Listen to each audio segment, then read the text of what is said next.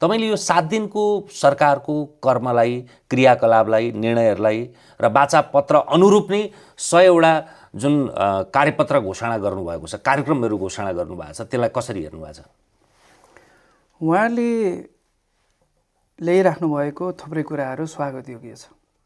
म आफैले पनि हेरेको छु र म आफै पनि त्यस बैठकमा गएर उपस्थित भएको छु। जस्तो कि कोशी प्रदेशका प्रत्यक्षतर्फबाट विजेता हुनुभएका सम्पूर्ण पार्टीका व्यक्तित्वहरूलाई, मान्यज्यूहरूलाई उहाँले बोलाउनु भयो।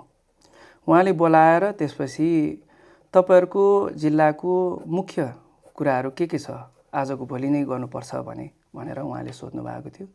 त्यसलाई उहाँले सटिकसँग जवाफ दिएर उहाँले यो बैठक चाहिँ समाप्त गर्नुभएको थियो। त्यो जवाफ के थियो त भन्दाखेरि अहिले बजेटको आकार सानो छ, त्यसलाई फराकिलो पार्ने हामीले प्रयास गरिरहेछौँ र सँगसँगै हामीले कसैलाई पनि काखापाखा नगरिकन हामीले आवश्यकता र प्राथमिकताको हिसाबले त्यसलाई अगाडि बढाउँछौँ भन्नुभएको थियो।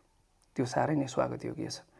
त्यो मात्र नभएर अर्को कुरा फेरि नयाँ के गर्नुभएको छ त भन्दाखेरि एउटा च्याट ग्रुप पनि बनाउनु भएको छ।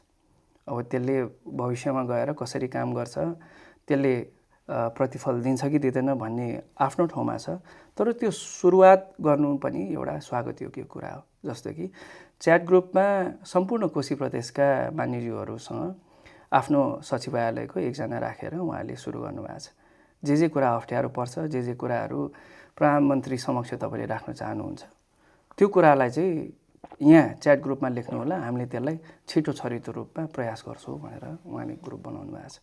त्यस सँगसँगै थुप्रै बुदाहरू सँगसँगै 100 वटा उहाँले जुन चाहिँ अगाडि सार्नु भएको छ, त्यसमा पनि केही कुराहरूमा हाम्रो सजेसन हुन सक्छ, त्यसलाई हामीले अगाडि सार्छौँ।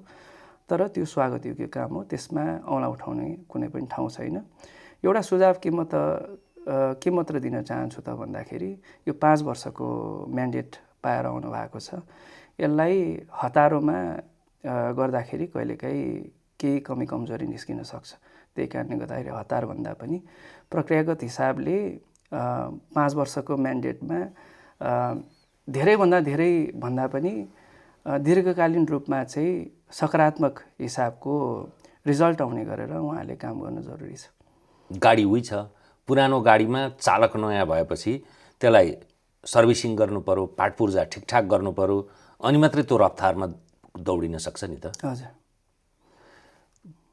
सबै प्रदेशकासँग उहाँले छलफल गर्नुभयो, विशेष गरी कोशी प्रदेशकाहरूसँग छलफल गर्दाखेरि उहाँको भावभङ्गी र सँगसँगै उहाँको तपाईहरुप्रति गर्ने दृष्टिकोण कस्तो थियो? यो खाली गर्नका लागि गरेका थियो कि साँच्चीकै उहाँहरूको सुझाव पनि लिउँ र उहाँहरूको स्वामित्व पनि रह्यो सरकारमा र कर्ममा भन्ने देखिन्थ्यो?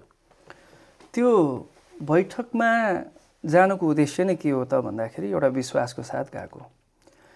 के को विश्वासको साथ हो त भन्दाखेरि हाम्रो जिल्लामा अथवा कोशी प्रदेशको जुन चाहिँ कुराहरू छ त्यसमा उहाँहरूले सकारात्मक भूमिका खेल्न सक्नुहुन्छ। त्यहाँका थुप्रै सुरु भएका कामहरूलाई उहाँले पूर्णता दिनको लागि सहयोग गर्नुहुन्छ।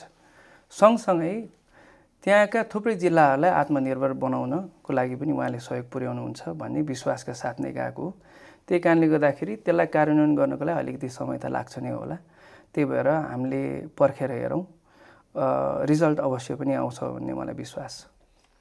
सदनमा चाहिँ सांसदका रूपमा तपाईको भूमिका, तपाईको उपस्थिति, तपाईको अभिव्यक्ति र तपाईको प्रभावकारिता कसरी रहन्छ? संसदमा हामीले विशेषतः मैले अगाडिदेखि नै वकालत गर्दै आएको कुरा के हो त भन्दा संसद भनेको एउटा एकदमै पवित्र स्थल हो।